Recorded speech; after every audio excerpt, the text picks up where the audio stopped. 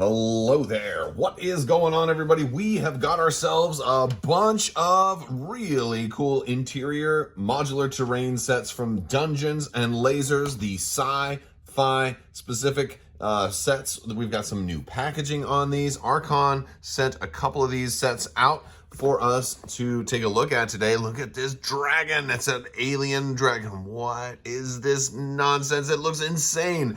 We've got some animal companions here. We're going to take a look at all of these. We're going to unbox these, and I'll even show you a little bit of how some of these look painted. And we're going to be doing some painting with these in the future too. So I want to see from you guys some ideas on how you think maybe some of these sets should get painted. If you guys are new here to the channel, be sure to enter to win that $25 Amazon gift card giveaway. You just have to be a subscriber and leave a comment on this or one of my videos. It's as simple as that. If you've been following me for a while, you've probably seen some of my Dungeons and Lasers terrain already. I've done some painting and some assembly and some videos on certain Dungeons and Lasers stuff already. They recently had Woodhaven going on, so they have both like fantasy D&D style stuff as well as the Lasers half, which is the science fiction themed sets. And this is definitely going to be something that is really cool if you're interested in doing RPG stuff,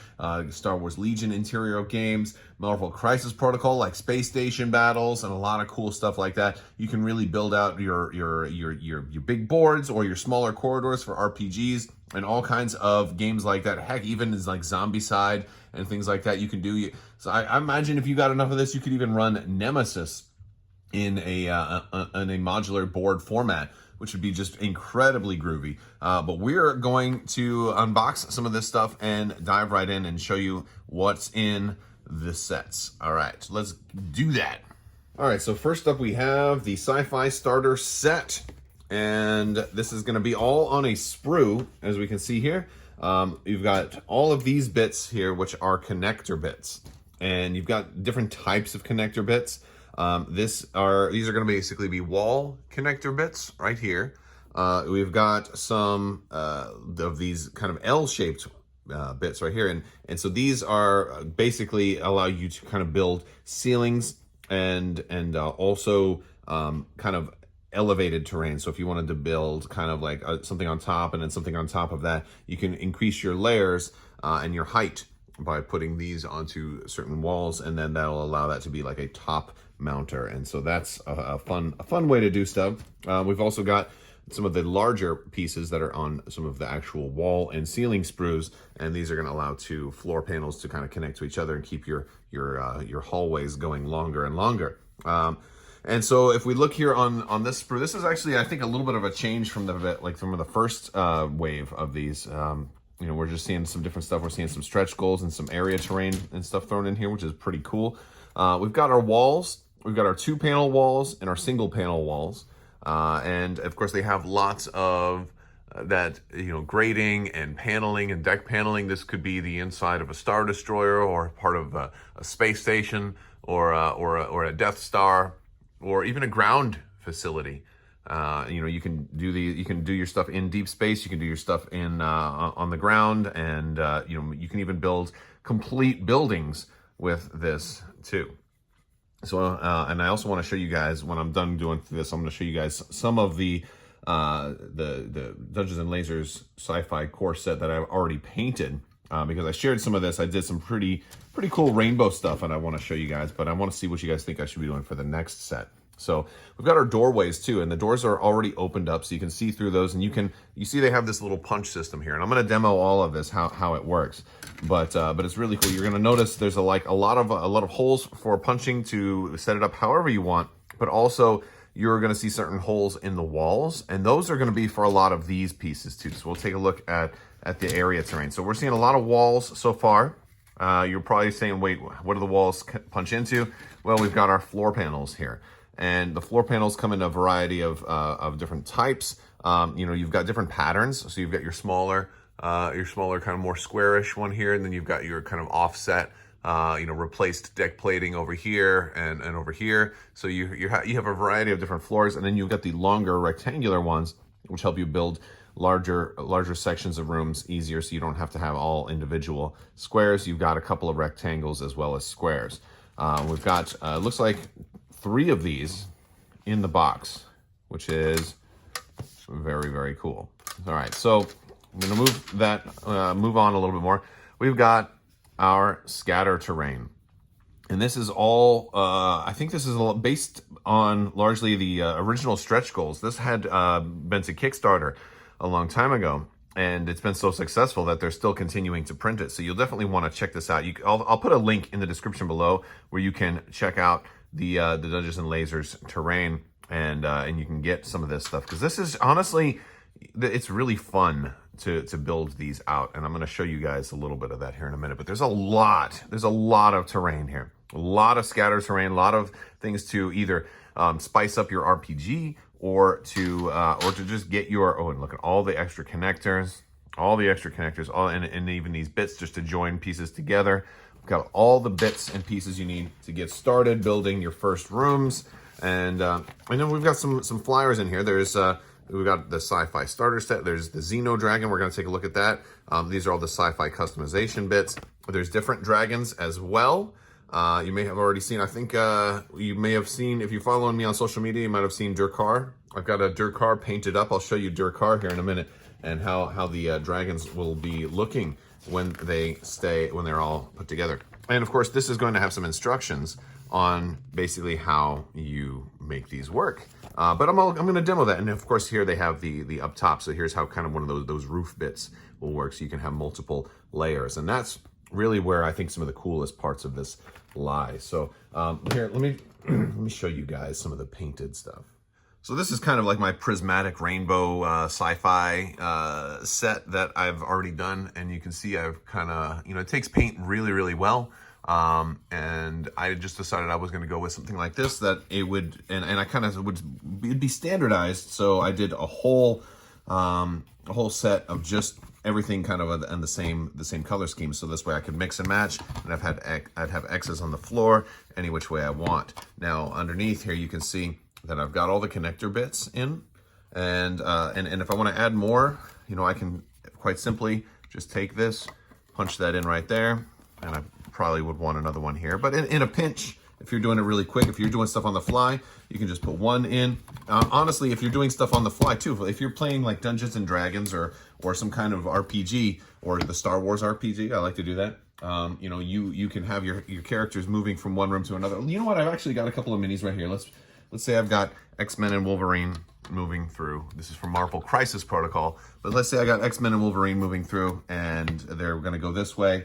Maybe I took one of these doors, and I have a door in here or something like that. You can add pieces pretty simply and straightforward.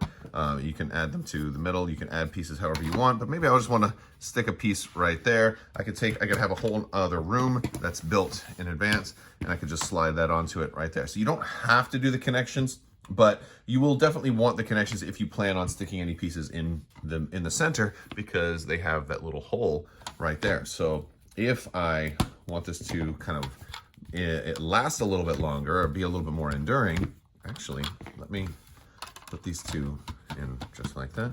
Boom. Now we've got it, and now I can put maybe a wall up there. I can do something like that, or I can move the wall down a little bit and put a doorway right there. And now all of a sudden they have another room they can go into, and I'd be like, aha, well, surprise, surprise, it's Deadpool is in there, and he loves the rainbow terrain, and now you guys are going to have to fight Deadpool. And then, you can just craft your adventures as you see fit. So that's really cool. And of course you can join this together with more pieces and more pieces, and the fun is in the building. I've got all kinds of different pieces here, and it becomes really fun to see what you can create. So let's take a look at some more different pieces. All right, next up, it's the Xeno Dragon. This one I'm really excited about. I've got Durkar here next to me, so once we take a look at the sprue and take a look at this Xeno Dragon, we are going to also take a look at another dragon that's already assembled and painted. But we have really cool sprues. One of the things that's interesting about Archon sprues is they really try to maximize and be efficient with their space. I know a lot of sprues do that, but these are all curved. You don't often see as many straight lines in their sprues because, especially with something like this, it's very organic, and they're making room even for the base is on the sprue there. So lots and lots of detail. Really tons and tons of detail on this sprue. It's look at this tail. Oh my goodness, look at that tail. This is gonna be a fun one. Now, if you guys haven't already checked out the links in the description below, I'd love to have you join our Discord. We got eggs, look at this. But I've also got links for social media, and I will post pictures often on social media. There's let's see, this is True Car. But yeah, I've posted some pictures. We've got Drakkar here. So this is kind of, and these are big, man. And the wingspans really show off how big and glorious they are. But I did him more of the fantasy, like he's kind of got golden sprinkles, like kind of a golden dry brush on him because he's a gold hoarder. And I wanted to make him appear a little more gold. So there we go. That's Drakkar. And yeah, so I'll obviously go with a different color scheme for the Xeno Dragon, but man, this is going to be a fun one. Really fun one to do. Next up, not to leave the Xeno Dragon alone, but maybe the Xeno Dragon needs a place to hunt. We've got our Zenogenesis Cell. This is really nice. I like the alien theme, and we have definitely kind of a very alien-inspired theme here, and we've got, look at the doors here too. These doors are super groovy. I've already done a different set of these too, so I'll show you some of these painted. But these are also really nice as well. And you're getting different types of different tiles, and they're all double-sided. Well, except the floor. The floor doesn't need to be double-sided as much. But we're gonna get 3 of these, and each one has 2 floor panels, 2 or 3 walls, and a door, and of course our additional connector pieces. So we're gonna get that. Let me grab some of the painted Xenogenesis to give you an idea of how this might look. So this is just like basically a kind of a quick job with some multi-toned airbrushing and a little bit of a darker wash in here to kind of give you an idea of how you could do this. If you didn't want to do the green and orange as depicted on the box, I kind of went with a blue and purple, and then I added some red highlights and a little bit of bone bits in there to kind of give it some parts of distinction, and so you can have fun. You can kind of do whatever you want, and that's really the fun of it. As a matter of fact, with this one, I had done some green at first and then went over it a little bit more. But it's kind of cool because when with so many raised areas, if you want to airbrush or even spray paint potentially, just be careful not to get too close. But if you do it like multi-tone from different angles, like if you do like from this side, you do like blue, and then from this side, you do purple, it's going to look different as the eyes move, and it's going to give you a really cool 3D effect. So that's one thing. Maybe I will do some videos on doing some of this terrain and kind of showcase that. Now, let me know if that's something that you think would be beneficial, that you think would be fun to watch. And last but not least, it's the Animal Companions set. This is going to be not actual terrain, but rather minis. And if your little furry friends just decided to become adventurers, you could, if you want to have some people to populate all of your terrain with, you can, instead of just role-playing as humans, you could role-play as maybe a turtle with a giant tank into its shell, or maybe a fox in armor, or a dog as your paladin, or a dragon as, I don't know what the dragon is, maybe some kind of spellcaster, or an owl as sort of a pathfinder or something like that. Like, there's so many. Look at the dog with like the cybernetics and stuff like that. Like, oh, this is just really cool. And these are all on sprues, and so we're gonna have and these look mostly like they're push fit, so these should be real easy to assemble. But there's a lot here, and there we go. We can kind of see some of the Look at the little doggies. I mean, if you're an animal lover, I think this is an insta back or an insta purchase, right?